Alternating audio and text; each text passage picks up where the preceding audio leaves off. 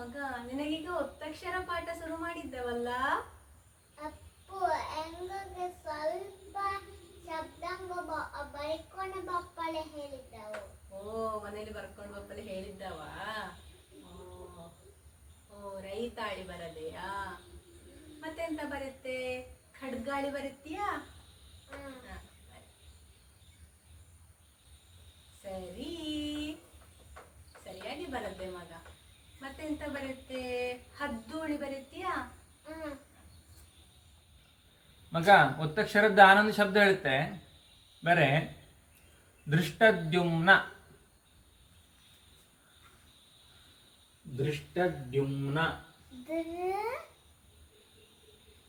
ಸುಲಭ ಇದ್ದು ಮಗ ಅದು.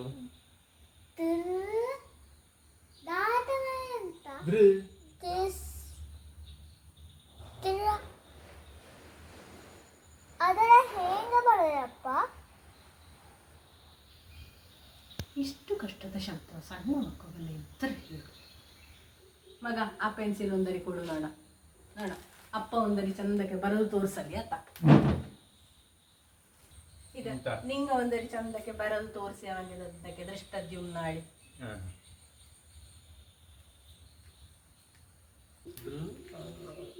ಅಲ್ಪ ಪ್ರಾಣ ಮಹಾಪ್ರಾಣ.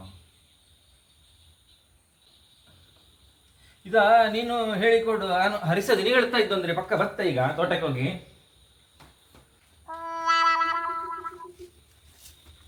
ಬಂದೆ.